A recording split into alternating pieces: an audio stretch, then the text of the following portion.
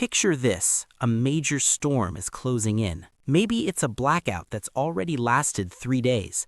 Maybe it's something worse, a supply chain breakdown, a regional emergency, the kind of event that doesn't resolve itself over a weekend. You head to the grocery store and within the first 30 seconds, you already know. The shelves are stripped.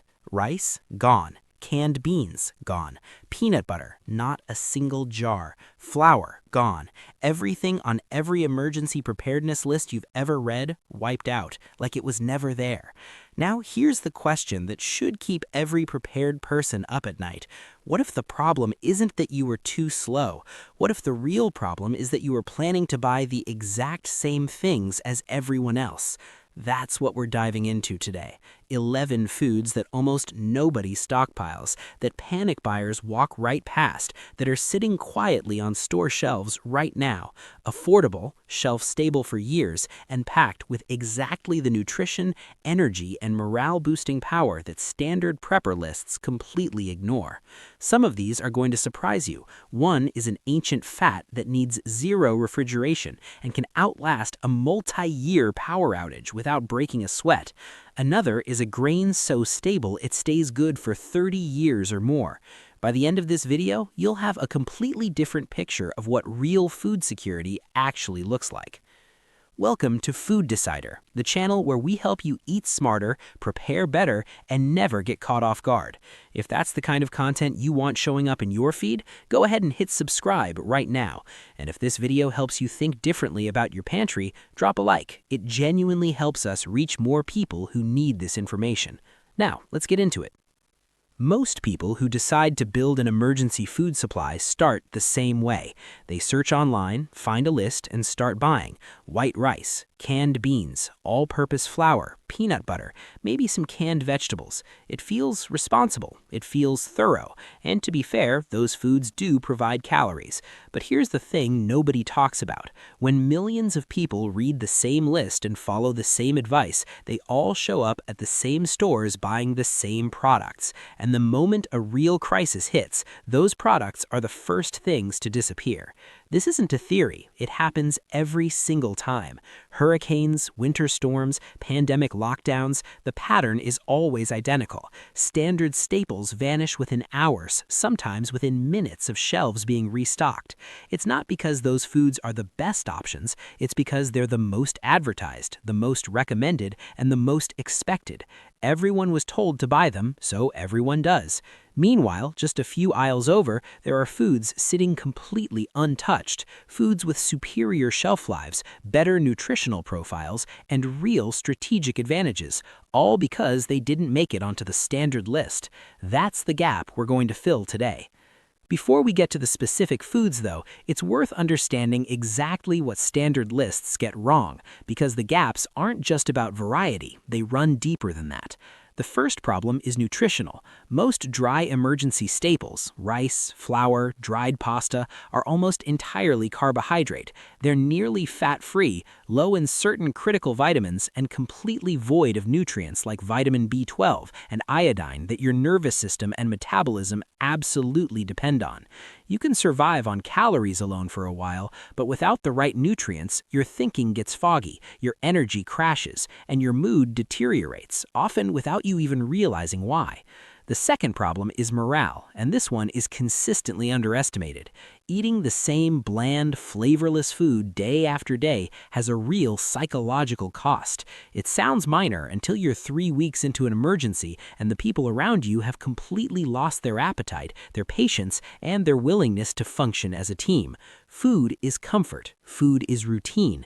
When it becomes purely mechanical, fuel and nothing more, it starts to quietly erode the mental resilience that emergencies demand. The third problem is shelf life. Most people assume the items in their pantry will last for years. In reality, standard all-purpose white flour goes stale and rancid in 6 to 12 months. Cooking oils degrade. Even canned goods have a shorter practical shelf life than most people realize. Building a stockpile on a foundation of foods that expire before you need them isn't preparedness. It's a false sense of security. The answer to all 3 of these problems is the same. Think differently. Choose foods that the crowd overlooks. And that's exactly what the next part of this video is going to show you. The first food on this list is one that almost everyone has in their kitchen right now, but almost no one thinks to stockpile. Bouillon cubes, that small foil-wrapped block that sits in the back of the spice cabinet and gets used maybe twice a year. In an emergency context, it becomes something else entirely. Think about what bouillon actually does. One tiny cube dissolves into 2 cups of rich, savory broth in a package that weighs almost nothing and takes up almost no space. When you've been eating plain rice and beans for a week, that broth is the difference between a meal that feels like survival and a meal that actually feels like food. That distinction matters more than most people can imagine until they're in it. But bouillon isn't just about flavor. It provides concentrated sodium and electrolytes, which are genuinely critical during high-stress, physically demanding situations. It transforms calorie-dense basics into something the body actually craves. And when stored properly, transferred from the box into a sealed mason jar with a silica gel pack, bouillon cubes last for years. Far longer than canned broths, which are bulky, heavy, and take up far more shelf space for the same result. Here's the strategic bonus. During every documented supply disruption, bouillon cubes remain on shelves. Panic buyers walk right past them. They don't make it onto the standard list, which means they'll be waiting for you when everything else is gone. Nutritional yeast is next, and if you've never used it, the name probably doesn't sound particularly exciting. Fair enough, but stay with this one because its nutritional profile is genuinely remarkable for an emergency pantry. Nutritional yeast is a deactivated yeast sold in flake or powder form, most commonly found in health food sections or online. It has a subtle, savory, almost cheese-like flavor that improves virtually any grain or soup it touches. But the real story is what's inside.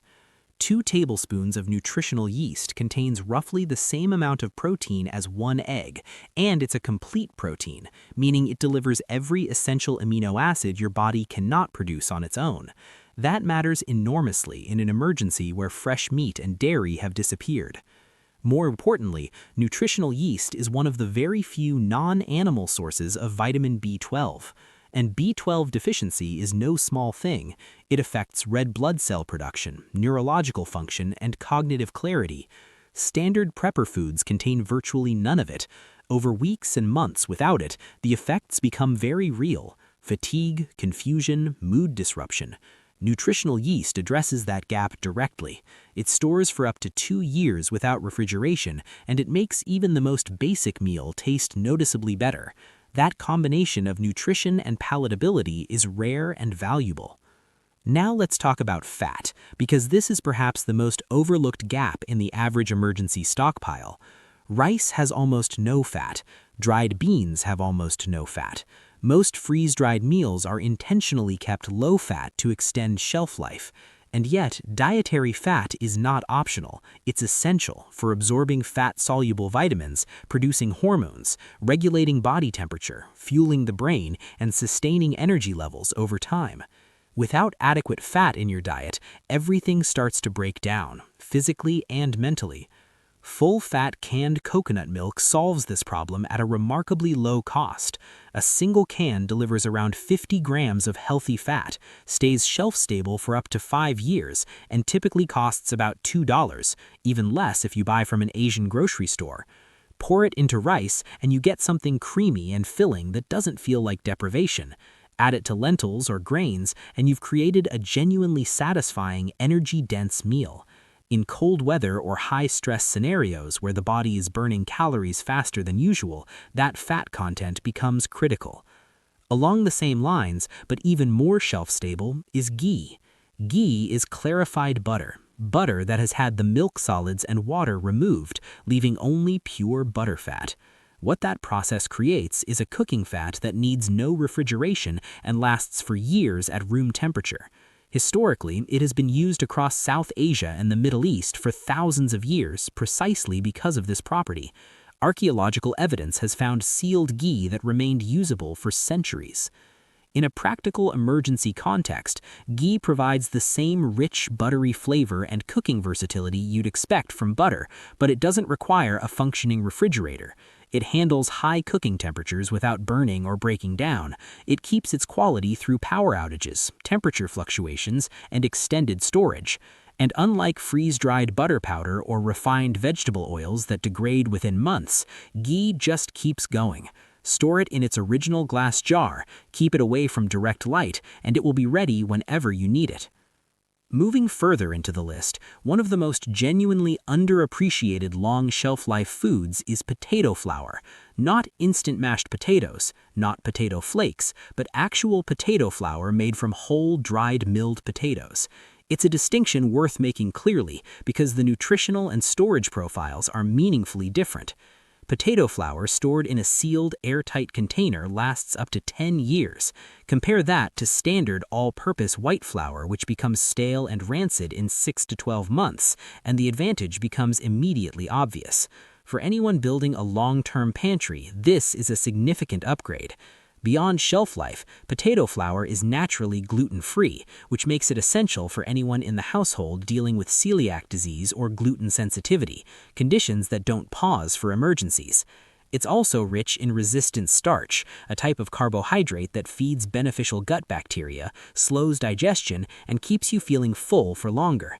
When food supplies are limited, that satiety factor means your existing stock goes further. It can be used to make simple flatbreads, thicken soups and stews, or bulk up other dishes even with minimal cooking equipment or fuel. Now here's a food that addresses a nutritional deficiency so quietly dangerous that most people don't even know to look for it: dried seaweed. Specifically, iodine, a trace mineral that is almost entirely absent from standard emergency food supplies. Iodine is what your thyroid gland uses to produce hormones that regulate metabolism, energy levels, mood, and cognitive function. Without it, the thyroid slows down. You feel fatigued, foggy, cold, and emotionally flat, symptoms that can be easily misdiagnosed as stress or depression, especially during a prolonged crisis. A single sheet of nori, the kind used to wrap sushi, contains more iodine than most people get in an entire week from their regular diet. It stores for years without refrigeration. Varieties like wakame and dulse bring additional benefits, including magnesium and a natural briny saltiness that enhances soups and grain dishes without requiring any extra ingredients. Crumble a sheet into rice or drop a piece into a simmering pot, and you've added iodine, trace minerals, and flavor in one simple step. It costs almost nothing and takes up almost no space, and yet you will never see it on a standard prepper list. Next are chia seeds, a food so calorie efficient and versatile that Aztec warriors reportedly carried nothing else on certain military campaigns. That reputation is backed up by their actual nutritional content. 1 teaspoon contains more omega-3 fatty acids than a full serving of salmon. Omega-3s are essential for heart health, brain function, and controlling inflammation, particularly important under the physical and psychological strain of an emergency. Chia seeds also provide complete protein, meaning all essential amino acids are present, which is critical when animal protein sources are unavailable. The other remarkable property of chia seeds is what happens when they're exposed to liquid. They absorb up to 12 times their own weight in water, forming a thick gel. In practical terms, this means they significantly expand in your stomach, keeping you full for hours on a very small amount of food. During periods when rations are limited, that effect stretches every meal substantially. They require no cooking whatsoever. Stir them into water for a basic gel, add them raw to any food, or mix with a bit of sugar and flavoring for a simple pudding that even children will eat willingly. They store for years in a sealed container with no special equipment required. Textured vegetable protein, commonly known as TVP, is a food that experienced survivalists and long-distance hikers have known about for decades, while it remains almost invisible to mainstream preppers. It's made from defatted soy flour that has been processed into a dry, granular product with a shelf life of 10 to 15 years in airtight storage. When rehydrated in broth or water, it takes on a texture remarkably similar to ground beef, making it one of the most effective protein substitutes available at any price point. The numbers are worth stating plainly. 1 pound of dried TVP rehydrates into the equivalent of approximately 3 pounds of cooked ground beef. The protein content per serving is comparable to meat. The cost is a fraction. And because TVP is completely neutral in flavor on its own, it absorbs whatever broth or seasoning it's cooked in, which is where those bouillon cubes come back into the picture. Season the rehydrating liquid well, and the result is something genuinely indistinguishable from a meat-based chili, taco filling, or pasta sauce. For long-term protein needs, especially when animal products are unavailable or have spoiled, TVP is simply unmatched in its combination of shelf life, cost, and nutritional value. Powdered milk is one of those foods that does appear on some prepper lists, but almost universally with the wrong storage advice. And improper storage is what turns a 20-year food into a 2-year food. Left in its original cardboard or thin plastic packaging, powdered milk absorbs moisture and oxygen, degrades quickly, and develops an unpleasant taste that makes it difficult to use. But, transferred into mylar bags with oxygen absorbers and sealed properly, the shelf life extends dramatically, up to 20 years. Done right, powdered milk gives you access to an entire food group that disappears from store shelves very early in any supply disruption. Fresh milk is typically gone within the first 24 to 48 hours of a crisis.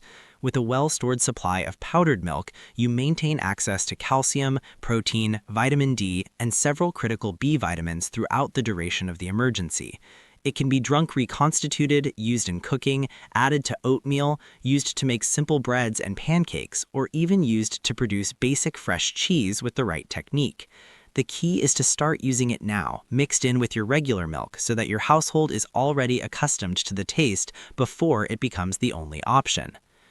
The final food on this list is arguably the most powerful of all 11, and yet it's one of the least known outside of serious long-term preparedness communities: hard winter wheat berries.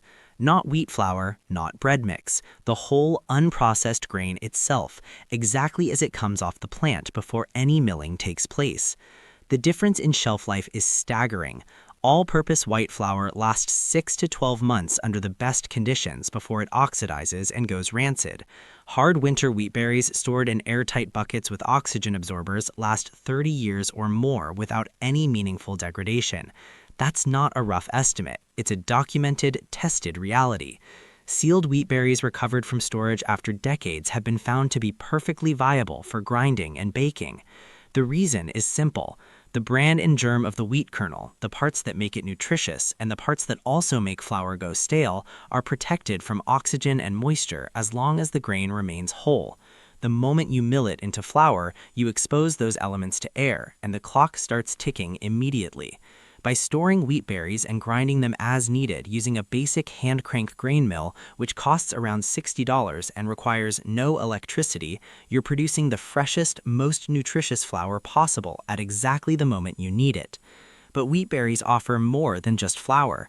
They can be cooked whole and eaten like rice or porridge. They can be sprouted in a jar with nothing but water, producing fresh, living greens within days, a source of vitamins that no other dry-stored food can replicate. They can be juiced for a concentrated nutrient boost. For anyone serious about long-term food security, hard winter wheat berries aren't just a good addition to the pantry, they're the foundation. Now that we've covered what to store, there's one more dimension that determines whether any of this actually works when you need it, and that's how you store it and how you build the habit of using it. Storage method is not a minor detail. It's the difference between a supply that lasts 2 years and one that lasts 20. Dry goods like nutritional yeast, potato flour, TVP, and powdered milk should all be transferred out of their original packaging and into mylar bags or glass jars with oxygen absorbers. Bouillon cubes stored in sealed mason jars with silica gel packs will dramatically outlast the same cubes left in their original cardboard boxes. Coconut milk, ghee, and dried seaweed all do well in a cool, dark, dry location. No refrigeration needed, but away from heat sources and direct sunlight. Wheat berries and TVP deserve food-grade buckets with gamma seal lids and oxygen absorbers inside. These are items you're storing for the long term, potentially for decades, and the investment in proper containers is minimal compared to the value of what's inside them. Beyond storage, the single most underrated piece of advice for building an emergency pantry is this: use these foods now, not just in a crisis, now in your regular cooking. The reason this matters is both practical and psychological.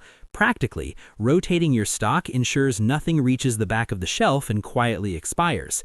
Psychologically, if the first time your family ever eats reconstituted TVP or powdered milk is in the middle of a stressful emergency, the reaction is unlikely to be positive. Familiarity is its own form of preparedness. When these foods are already part of your household's regular rotation, when your kids have already eaten chia pudding and your family already likes the flavor that nutritional yeast adds to rice, the transition during a crisis becomes seamless rather than jarring. Build gradually. You don't need to overhaul your entire pantry in a single weekend. Start with one food from this list, whichever one fills the most obvious gap in what you currently have. Add it into your regular cooking. Get comfortable with it, then add another. Over time, you create something genuinely rare, a stockpile that is strategically differentiated, nutritionally complete, and invisible to panic buyers. That last part is worth sitting with for a moment. Everything on this list, the bouillon cubes, the nutritional yeast, the chia seeds, the wheat berries, all of it is sitting on a store shelf right now, fully stocked, being walked past by people loading their carts with rice and flour. When the next disruption hits, those standard items will be gone in hours. These will still be there. Not because they're inferior, they're actually superior in almost every measurable way, but simply because they weren't on the list everyone else was following. That's the real advantage. Not spending more, not outpacing your neighbors in a race to strip the shelves, just thinking differently. Building a pantry that covers nutrition, energy, morale, and long-term stability while the crowd fights over the same 10 items they've been told to buy since the last crisis. True preparedness isn't about fear, it's about adaptability. It's about knowing that whatever comes, a week, a month, or longer, the people in your household are going to eat real food, stay nourished, keep their energy up, and maintain the mental clarity to handle whatever the situation demands. That's what this list makes possible, not survival, resilience.